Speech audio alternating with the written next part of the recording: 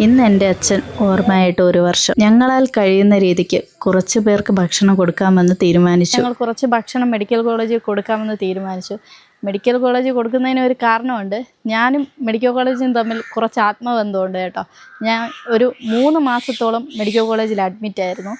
ഒരു ദിവസം കിടക്കുന്നതിൻ്റെ ബുദ്ധിമുട്ട് അറിയാമല്ലോ. അപ്പോൾ ഒരു 3 മാസം അതിനുള്ളിൽ തള്ളി നീക്കിയത് എനിക്ക് മാത്രമേ അറിയാവൂ. ഒരു റിമാൻഡിൽ കഴിഞ്ഞ ഒരു പ്രതിയെ പോലെയായിരുന്നു മെഡിക്കൽ കോളേജിലെ ആ ഒരു ദിനങ്ങൾ. കാരണം ആ 3 മാസവും ഞങ്ങൾ ഭക്ഷണത്തിനായിട്ട് ഒരുപാട് ബുദ്ധിമുട്ടി. മെഡിക്കൽ കോളേജിൽ നിന്ന് എൻ്റെ വീട് വരെ ഏകദേശം 24 കിലോമീറ്ററോളം ഉണ്ട്. അമ്മയ്ക്ക് എന്നും പോയി ഫുഡ് ഉണ്ടാക്കി കൊണ്ടുവരാനൊന്നും പറ്റില്ല. അപ്പോൾ അവിടുന്ന് എന്തെങ്കിലും കിട്ടുന്നതൊക്കെ വാങ്ങിക്കഴിക്കും. അപ്പോഴായിരിക്കും ആരെങ്കിലും നല്ല വിശേഷ ദിവസങ്ങളൊക്കെ വരുമ്പോൾ നല്ല ഫുഡുകളൊക്കെ അവിടെ കൊടുക്കും. അങ്ങനെയുള്ള വിശേഷ ദിവസങ്ങൾ വരുമ്പോഴൊക്കെ ഒരു പ്രതീക്ഷയായിരിക്കും എനിക്ക്, ഇന്ന് നല്ല ഫുഡ് കിട്ടുമല്ലോ എന്ന്. എന്നെപ്പോലെ തന്നെ ഒരുപാട് രോഗികൾ മാസങ്ങളോളം വന്ന് അഡ്മിറ്റായി കിടക്കുന്നവർക്ക് ഇതുപോലെ തന്നെ ഭക്ഷണത്തിന് നല്ല ബുദ്ധിമുട്ടാണ്. എന്നും വാങ്ങി കഴിക്കാനുള്ള പൈസയൊന്നും അവരുടെ കയ്യിലില്ല.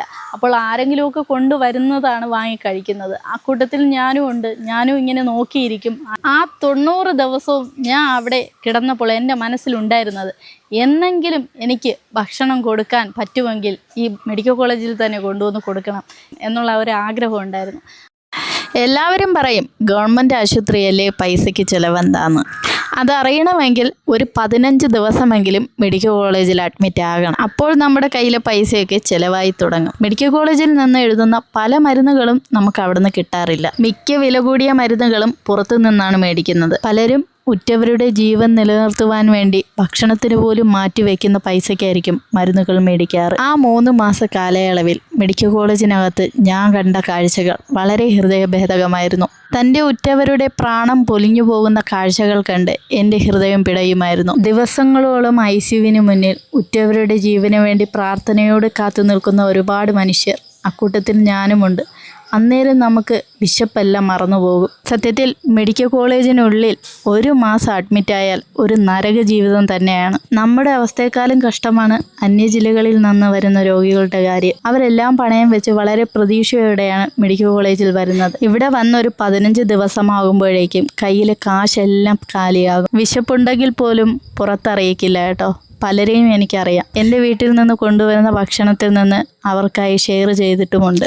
അന്ന് ഞാൻ ഒരു തീരുമാനം എടുത്തിട്ടുണ്ടായിരുന്നു, എന്നെങ്കിലും എനിക്ക് ഭക്ഷണം കൊടുക്കാൻ പറ്റുന്ന ഒരു ദിവസം വരുന്നെങ്കിൽ അതിവിടെ മെഡിക്കൽ കോളേജിലായിരിക്കുമെന്ന്. അങ്ങനെ അച്ഛൻ്റെ ഓർമ്മ ദിവസമായ ഇന്ന് ഒരുപാട് പേർക്ക് കൊടുക്കാൻ സാധിച്ചില്ലെങ്കിലും കുറച്ച് പേർക്കെങ്കിലും എനിക്ക് ഭക്ഷണം കൊടുക്കാൻ സാധിച്ചു. മെഡിക്കൽ കോളേജിൽ വന്ന് ഫുഡ് കൊണ്ടു കൊടുത്തപ്പോൾ തന്നെ ആ നിമിഷ നേരം കൊണ്ട് തന്നെ ഞങ്ങൾ കൊണ്ടുവന്ന എല്ലാ ഭക്ഷണവും കാലിയായി കേട്ടോ. അവിടെ ഇനി 500 പേർക്ക് കൊണ്ടുവന്നാലും തികയില്ല എന്നതാണ് വാസ്തവം. അത്രത്തോളം രോഗികളാണ് അവിടെയുള്ളത്. സത്യത്തിൽ ഒത്തിരി സന്തോഷമുണ്ട്. വളരെ സന്തോഷത്തോടെയാണ് അവർ വന്ന് ഭക്ഷണം മേടിച്ചത്. കണ്ടപ്പോൾ സങ്കടം വന്നു. എൻ്റെ പഴയ കാര്യങ്ങളെല്ലാം എനിക്ക് ഓർമ്മ വന്നു. ദൈവം സഹായിച്ചാൽ അടുത്ത വർഷം ഇതിലും കൂടുതൽ പേർക്ക് ഭക്ഷണം കൊടുക്കാൻ സാധിക്കണേ എന്ന പ്രാർത്ഥനയാണ് എനിക്കുള്ളത്.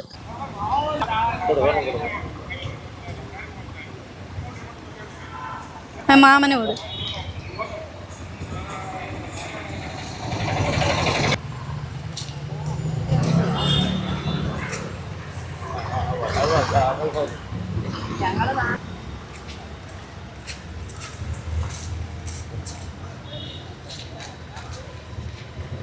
പഠിച്ചാരാവും നിങ്ങളാ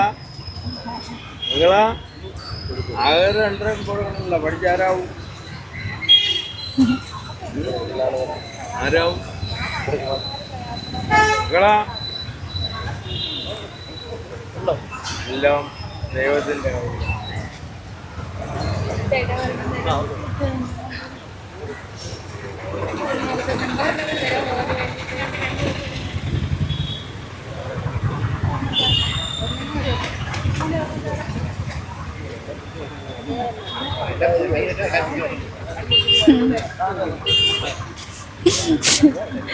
ഏറ്റവും കൂടുതൽ ദിവസം അഡ്മിറ്റായിട്ട് റെക്കോർഡോടെ ഡിസ്ചാർജായ ഒരേ ഒരു പേഷ്യൻ്റ് ഞാനായിരിക്കും. ഒത്തിരി സന്തോഷമുണ്ട്. എല്ലാവരും ഇപ്പം ആഹാരം വന്ന് വാങ്ങിയത് കണ്ടല്ലോ, ഇതേ അവസ്ഥയിലായിരുന്നു ഞങ്ങൾ നോക്കിയിരിക്കും ആരെങ്കിലും കൊണ്ട് വരുന്നതും നോക്കി.